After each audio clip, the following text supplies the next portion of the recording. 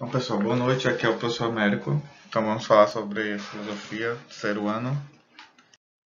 O assunto vai ser o universo das artes, parte 1. O artista, a obra de arte e o espectador.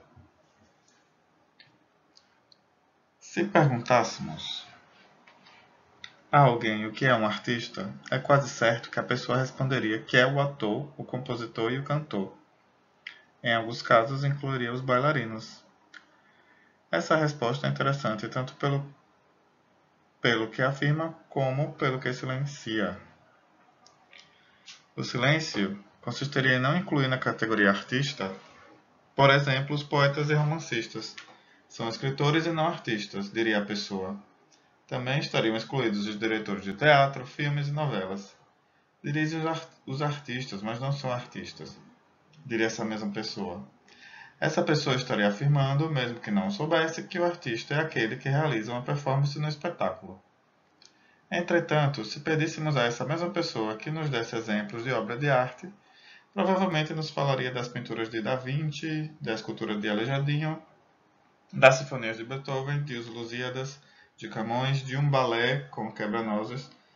Essa pessoa identifica a obra de arte com objetos criados no passado, conservados respeitosamente em museus e bibliotecas ou apresentados em grandes teatros para um público restrito. A resposta é interessante por dois motivos. Em primeiro lugar, porque as linguagens das obras de arte enumeradas por essa pessoa não coincidem exatamente com aquelas em que atuam as pessoas que ela entende por artistas.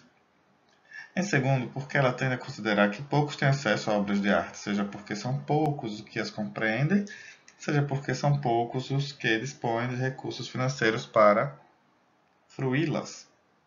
O que essa discrepância entre o que se entende por artista e por obra de arte indica? Por um lado, que ao dizer quem é um artista, a pessoa exprime o ponto de vista da chamada cultura de massa ou cultura de espetáculo. Por outro, que, ao explicar o que entende por obra de arte, exprime o ponto de vista da chamada cultura erudita ou cultura de elite. Portanto, de um espectador que vive numa sociedade dividida em classes sociais, no qual somente alguns poderiam entender e fruir a arte. Então vamos abordar sobre o ponto de vista do espectador. Se perguntássemos a essa mesma pessoa o que ela experimenta diante de uma obra de arte de que gosta, provavelmente ela nos diria o que sente a respeito, que se emociona com a beleza da obra e admira o artista que a criou. Essa pessoa agora exprime o ponto de vista de um espectador que vive numa sociedade industrial ou pós-industrial, na qual os objetos de uso e de consumo, ao contrário da obra de arte, são descartáveis e efêmeros, porque, produzidos em série, não provocam respeito, não emocionam por sua beleza, nem provocam admiração por seus produtores.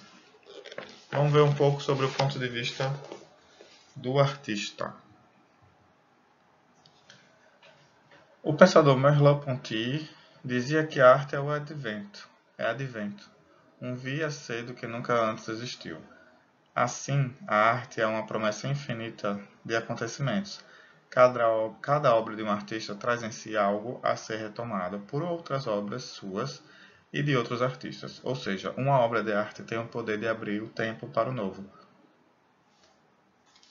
Tá? Essas foram algumas considerações sobre esses pontos. Vocês podem aprimorar mais na leitura, ok? A eterna novidade do mundo. Vamos ler esse poema aqui. Poema do Nadador, de Jorge de Lima. A água é falsa, a água é boa. Nada, nadador. A água é mansa, a água é doida. Aqui é fria, ali é morna. A água é fêmea. Nada, nadador. A água sobe, a água desce. A água é mansa, a água é doida. Nada, nadador. A água te lambe, a água te abraça, a água te leva, a água te mata. Nada, nadador. Senão, o que restará de ti, nadador? Nada, nadador. Então, talvez poderia ter uma interpretação melhor, né? Mas cada um interpreta do seu jeito. Vamos ler um pouco aqui sobre essa consideração. A obra de arte fixa e torna acessível o mundo em que vivemos, e que até então percebíamos sem nos darmos conta dele e de nós mesmos nele.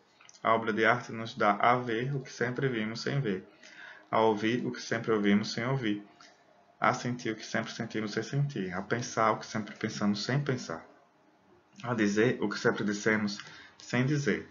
Por isso, nela e por ela, a realidade se revela como se jamais a tivéssemos visto, ouvido, dito, sentido ou pensado. Eis porque o artista é aquele que passa pela experiência de nascer todo dia para a eterna novidade do mundo, como também diz Caeiro. O que é essa experiência? A invenção dos mundos ou a recriação do mundo? Podemos ver essa recriação do mundo no poema de Nadador, que a gente já viu aqui de Jorge de Lima. Tá? Eu queria sobre isso. Rigorosamente, não há nada nesse poema que desconheçamos. Nenhuma das palavras empregadas pelo poeta nos é desconhecida. E, no entanto, tudo aí é inteiramente novo. O poema diz o que antes dele jamais havia sido dito, e o que sem ele nunca seria dito. O poema se constrói pelo jogo de sentidos da palavra nada. Nada é o imperativo do verbo nadar. O poeta ordena ao nadador que nade. Nada, nadador. Mas é também o pronome definido negativo. Se não nadar, diz o poema, nada restará ao nadador. Nada, nadador. A presença do ponto de exclamação em nada, nadador indica o uso verbal de nada. Já a ausência do ponto de exclamação em nada, nadador indica o uso pronominal de nada. O mesmo jogo é feito com a palavra nadador. Ela se refere àquele que realiza a ação de nadar, mas também indica em que essa ação se realiza, na dor. A água é descrita por meio de oposições. Ela é boa e falsa, mansa e doida, fria e morna, sobe e desce, abraça e mata. O que ela é? É instável, mudando sem cessar, opondo-se a si mesma, contraditória. Por isso há uma força que arrasta tudo para o vazio. A água simboliza a fugacidade e a instabilidade do mundo, só colhida. Te lambe, te abraça em sua violência, te leva, te mata. O que sente aquele que nada? Dor. Mas por que ele precisa nadar e continuar nadando? Porque somente assim enfrentará a força e o vazio das coisas. Não se deixará seduzir pela acolhida delas, nem se deixará destruir pela violência delas. A dor de quem nada é o que resta ao nadador, impedindo-o de transformar-se ele também em puro nada. Bem interessante, não é mesmo? Então vamos perceber aqui esse poema visual chamado Luxo, de Augusto de Campos. O poema é de 1965. O poema visual leva às últimas consequências a intenção de tirar a palavra da esfera instrumental e levá-la para o plano da atitude poética. Então o que podemos ver aqui? No geral, a palavra lixo, mas é formada por vários pedacinhos da palavra luxo. Interessante, não é? Recriar o mundo. Toda arte realiza a passagem do instituído ao instituinte, ou seja, faz aquilo que já existe renascer e ser de maneira inteiramente nova. A transformação ou transfiguração da realidade numa outra, nova e existente, apenas no trabalho realizado pelo artista, chama-se obra. Arte e religião. Vamos ver aqui. Os primeiros objetos artísticos, estatuetas, pinturas nas paredes das cavernas, sons obtidos por percussão, eram objetos mágicos, ou seja, não eram uma representação nem uma invocação aos deuses, mas a encarnação deles. Esses primeiros objetos eram chamados de fetiches, e os artistas ou artesãos eram os feiticeiros.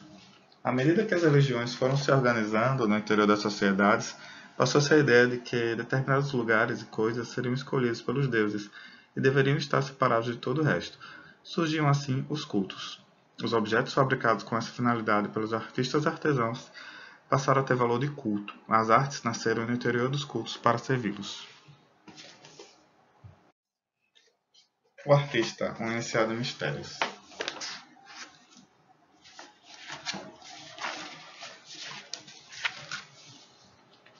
Vamos lá?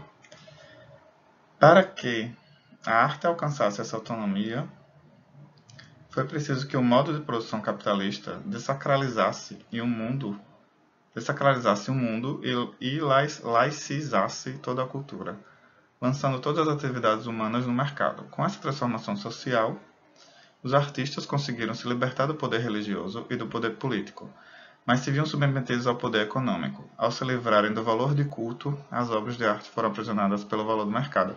Então, pessoal, antigamente o artista era preso à ótica religiosa. Assim que o capitalismo foi avançando,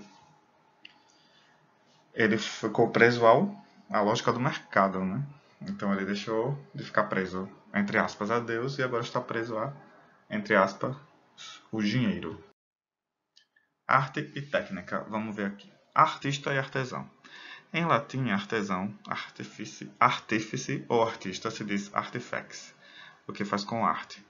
E também offices, o que exerce um ofício. O resultado da ação do artista ou do artífice é denominado opus no singular e ópera no plural, de onde se origina obra em português. Interessante, não? O útil e o belo. Tá? Gênio criador e inspiração do lado do artista, beleza do lado da obra e juízo de gosto do lado do público. Esses são os pilares sobre os quais se erguerá, como veremos adiante, uma nova filosofia, uma nova disciplina filosófica, a estética. Ok? A partir da Renascença, vamos voltar aqui, porém, travou-se uma luta pela valorização das artes mecânicas ou manuais por duas razões principais: o surgimento do ideal da vida ativa, que valorizava a aplicação prática ou técnica dos conhecimentos teóricos, e a dignificação do corpo humano pelo humanismo renascentista. Tá? Como a obra de arte passa a ser pensada a partir de sua finalidade, torna-se fundamental sua relação com o público. O público, como espectador, ouvinte, leitor, julga e avalia o objeto artístico conforme tenha ou não realizada beleza, que está associada à noção de bom gosto. Esse critério de julgamento da obra de arte dá origem ao conceito de juízo de gosto. Tá bom? Então, nessa época aí que surgiu essa coisa de bom gosto na arte. Arte como forma de expressão. Vamos ver aqui uma consideração rapidinho. A novidade inaugurada no final do século XIX é que as artes não mais ocultam suas relações com a ciência e com a técnica. Os artistas passaram a se referir explicitamente a elas e a buscar nas ciências e nas técnicas respostas e soluções para os problemas artísticos. Tá? Então aqui nós temos a arte. As Espigadeiras, pintura de Jean-François Millet. Ao pintar cenas do cotidiano de trabalhadores e trabalhadoras rurais, Millet diferenciou-se da pintura acadêmica de sua época, preocupada com a representação das camadas dominantes da sociedade. Certo? Então a arte também pode transgredir. Vamos lá. Próximo, religiosidade, autonomia e técnica. A aura e sua desaparição. Vamos ler aqui para encerrar um parágrafo. Certo? A possibilidade de destruição da aura está prefigurada na própria essência da obra de arte, porque esta possui dois valores, o de culto e o de exposição. Este último consiste na ideia de que a obra de arte existe para ser contemplada, fruída, o que exige que esteja à disposição do espectador. Assim, é de se esperar que a reprodutibilidade ocorra quando as condições sociohistóricas a possibilitarem. Ok? Então aí eu vou passar essas páginas para vocês lerem e refletirem e logo em seguida vem o exercício, tá? Qualquer dúvida podem me falar. Tchau, tchau, boa noite. Obrigado.